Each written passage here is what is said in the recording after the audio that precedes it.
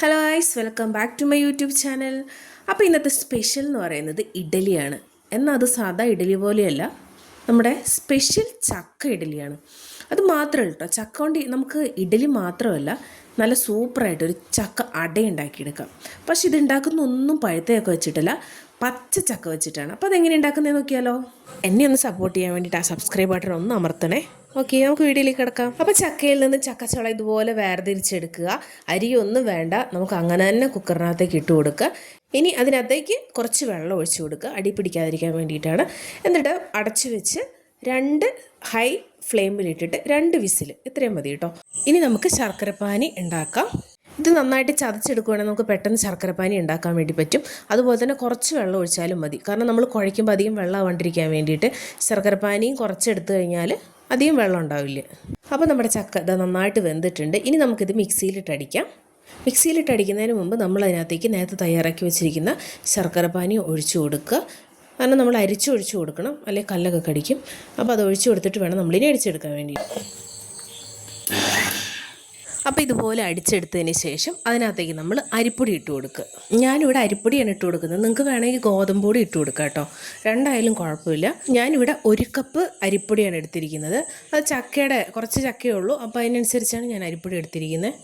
അരിപ്പൊടിയും ചക്കയും കൂടെ ചെറുതായിട്ടൊന്നിങ്ങനെ ഇളക്കി കൊടുത്തിട്ട് വേണം മിക്സിയിൽ അടിക്കാൻ വേണ്ടിയിട്ട്. കാരണം നമ്മൾ ഇതിനകത്ത് അധികം വെള്ളമൊന്നും ഒഴിക്കാൻ പാടില്ല. അപ്പോൾ അതിനനുസരിച്ച് കുറിയൊന്ന് കിട്ടണമെങ്കിൽ ഇതുപോലെ നമ്മൾ യോജിപ്പിച്ചെടുത്തിട്ട് വേണം ജസ്റ്റ് ഒന്ന് അടിക്കാൻ വേണ്ടിയിട്ട്. പിന്നെ ആവശ്യമുണ്ടെങ്കിൽ നിങ്ങൾക്ക് വെള്ളം ഒഴിച്ചു കൊടുക്കുക കേട്ടോ, കുറച്ച് വെള്ളം ഒഴിച്ചു കൊടുത്താൽ മതി. അപ്പോൾ ഏകദേശം ഇതുപോലെ നാക്കിയതിന് ശേഷം നമ്മൾ ഒന്നുകൂടെ അടിച്ചെടുക്കുക. അപ്പോൾ നമുക്ക് നന്നായിട്ട് കുഴഞ്ഞ് കിട്ടും. ഇനി ഇതിനകത്തേക്ക് 1-2 ഐറ്റം കൂടി ഇട്ടിട്ട് ഒന്ന് ക്രഷ് ചെയ്തെടുക്കണം. ആദ്യം നമ്മൾ തേങ്ങ ഇട്ട് കൊടുക്കുന്നു. നമുക്ക് ആവശ്യത്തിന് തേങ്ങ ഇട്ട് കൊടുക്കണം. തേങ്ങ ഉണ്ടെങ്കിൽ ഒന്ന് കടിക്കണം, അതായത് ജ്യൂസ് പോലെ അരയരുത്, ജസ്റ്റ് ഒന്ന് ക്രഷ്ഡ് ആവാൻ മാത്രമേ പാടുള്ളൂ. ഇനി അതിനകത്തേക്ക് കുറച്ച് നല്ല ജീരകം ഇതും കൂടെ ഒന്ന് ഇട്ട് കൊടുക്കുക. ഇനി ഇതെല്ലാം നമുക്ക് ജസ്റ്റ് ഒന്ന് അടിച്ചെടുത്താൽ മതി, ജസ്റ്റ് ഒരു ക്രഷ് മാത്രം. അതിൽ കൂടുതൽ നമ്മൾ അടിക്കേണ്ട, കാരണം വെച്ച് കഴിഞ്ഞാൽ ചിലപ്പോൾ തേങ്ങയൊക്കെ ഇങ്ങോട്ട് അരഞ്ഞു പോകും. എന്നിട്ട് ഒരു പാത്രത്തിനകത്തേക്ക് നമ്മളിതുപോലെ മാറ്റി കൊടുക്കുക. ഇനി ഇതുപോലെ ഇതിനകത്തേക്ക് കുറച്ച് കറുത്ത ജീരകം, കരിഞ്ജീരകം ഇട്ട് കൊടുക്കുക, കാണാനൊരു ഭംഗിക്ക് കേട്ടോ. അത് കഴിഞ്ഞിട്ട് അതിനകത്തേക്ക് കുറച്ച് റവ നമ്മൾ ഇട്ട് കൊടുക്കുന്നുണ്ട്. വറുത്ത റവയാവാം അല്ലാത്ത റവയാവാം, വറുത്ത റവയാണ് കുറച്ചും കൂടെ നല്ലത്. ഇനി അതിനകത്തേക്ക് നമ്മൾ കുറച്ച് മഞ്ഞൾപ്പൊടി കളറിന് വേണ്ടി ഇട്ട് കൊടുക്കുന്നുണ്ട്. ഇനി നമുക്ക് ഇതുപോലെ നന്നായിട്ടൊന്ന് യോജിപ്പിച്ചെടുക്കാം.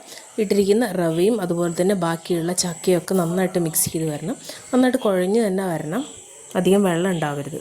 ഇനി നമുക്ക് ഇഡ്ഡലിത്തട്ടെടുത്ത് ഇനി അതിനകത്തേക്ക് വെച്ച് കൊടുക്കാം. നമുക്ക് ആവശ്യത്തിന് മാത്രം, ഇവിടെ വൈകുന്നേരത്തെ ഈവനിങ് സ്നാക്സ് ആയിട്ടാണ് ഞാനിത് വെച്ചിരിക്കുന്നത്, അതുകൊണ്ട് കുറച്ച് മാത്രമാണ്. അതിനകത്ത് വേണം നമുക്ക് കുറച്ച് വെളിച്ചെണ്ണ ഒന്ന് ഒഴിച്ചു കൊടുക്കാം കേട്ടോ, പെട്ടെന്ന് കിട്ടാൻ വേണ്ടിയിട്ട്.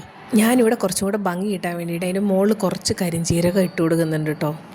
അപ്പോൾ നമ്മുടെ വൈകുന്നേരത്തേക്കുള്ളത് ചക്ക ഇഡലി എന്ന് വേണമെങ്കിൽ പറയാം. പച്ച ചക്ക കൊണ്ട് ഇത്രയും ടേസ്റ്റി ആയിട്ടൊരു വിഭവം നിങ്ങൾ ഉണ്ടാക്കിയിട്ടുണ്ടോ എന്ന് എനിക്കറിയില്ല.